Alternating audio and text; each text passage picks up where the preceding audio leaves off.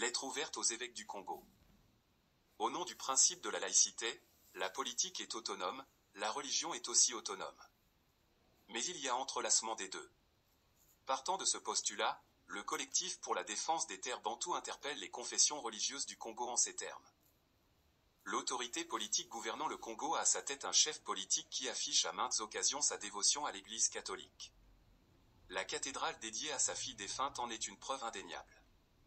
À ce titre, il est considéré comme un chrétien qui dirige le pays de façon laïque, et que les valeurs spirituelles qui l'animent sont des valeurs chrétiennes. De ce fait, étant lui-même citoyen au sein de la société, il ne peut agir en toute indépendance et unilatéralisme lorsque les actes, tels ceux relatifs aux accords du 12 avril 2022 avec le Rwanda, impactent l'existence des Congolais dans leur patrimoine primordial qui est la terre. Sans la terre, il n'y a pas de terroir qui est la matière originelle qui fonde l'identité individuelle naturelle. Qu'il soit bien entendu que la notion de citoyen n'est que juridique et liée à l'État. Considérant d'une part, que ce qui est une valeur humaine, bien que formalisée en politique, doit être partagé par tous. Or il y a des valeurs en politique qui sont fondamentalement des valeurs spirituelles. Par exemple, l'idéal de la paix est une valeur. D'autres exemples de valeurs sont le souci du bien commun, la solidarité, le respect de la personne humaine, la promotion des droits de l'homme, les droits sociaux et culturels. Bref, tout ce qui est en faveur de l'homme et de son bonheur est aussi pleinement assumé par l'Église, autant qu'en politique. Considérant d'autre part, que l'élément qui fait qu'on ne peut laisser l'exclusivité des questions sociétales à la politique, c'est l'histoire humaine elle-même. Beaucoup d'États sont nés bien après les religions. L'État du Congo ne fait pas exception.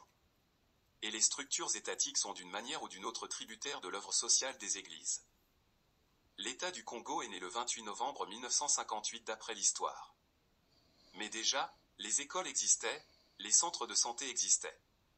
Et quand on va dans ces structures qui ont accompagné l'être humain, qui ont formé l'être humain, on trouve les églises. D'évidence, il y a bien des domaines de collaboration entre l'État et des structures hors du champ institutionnel comme l'Église. En effet, considérons un des États les plus laïques au monde, la France, à cause de l'impact des siècles de lumière en Occident. C'est la patrie d'illustres fils. Mais en France, à travers la loi Debré par exemple, l'État s'engage avec l'argent public à payer les salaires de tous les enseignants qui travaillent dans les écoles confessionnelles. C'est cela cette collaboration puisque sur le plan social, cet État laïque reconnaît qu'au nom du bien commun ce que l'Église catholique et autres apportent en matière d'éducation et pour le bien de la communauté. On peut donc parler de prérogatives partagées sur les questions sociétales. La laïcité prône l'autonomie de ces deux entités, l'Église et l'État, certes, mais elle laisse la porte ouverte à la collaboration. L'Église est mère. C'est une mère qui engendre par la foi et par le baptême.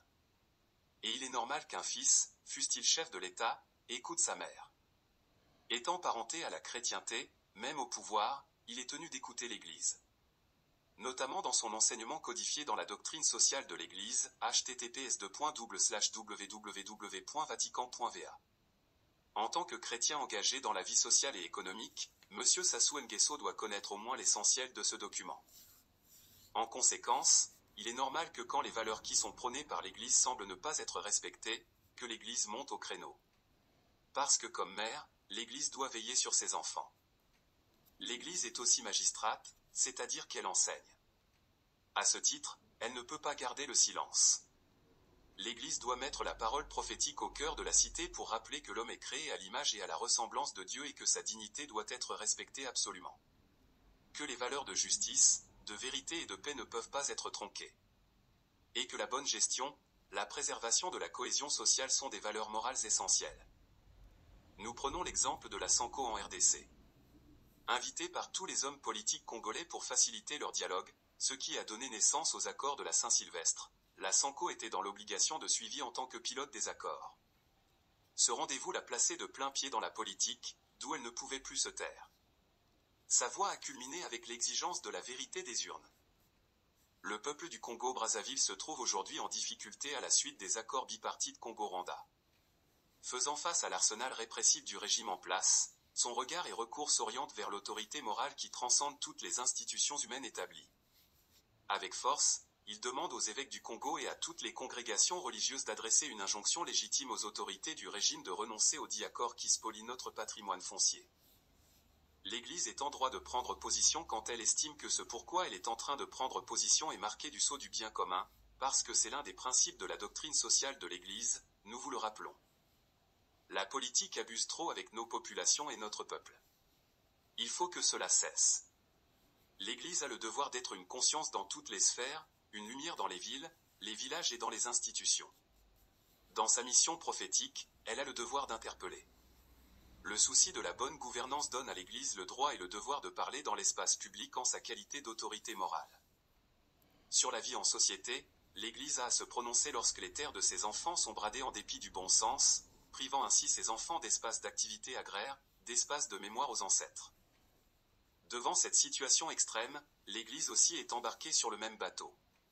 Si l'Église n'offre pas un discours de cohésion sociale aux institutions politiques du pays, alors on n'enseigne plus la culture de la paix. Et quand il y a affrontement, les mercenaires ne font aucune distinction entre l'évêque et le citoyen ordinaire. En somme, cette requête est une mission, un rôle social qui ne peut pas être dissocié de la politique parce que la politique est la manière de vivre ensemble en société autour des valeurs de bien commun, de solidarité et de partage. L'Église est membre de la société civile qui doit être engagée dans la transformation, la préservation sociale. De ce fait, nous membres du collectif pour la défense des terres bantoues, demandons à l'Église, en tant qu'autorité morale, de s'investir à gérer cette situation politique qui crée le désordre et est source de conflits. Fait à Paris, juillet 2023. Le collectif pour la défense des terres bantoues. Email, collectif-défense-terre-bantou@hotmail.com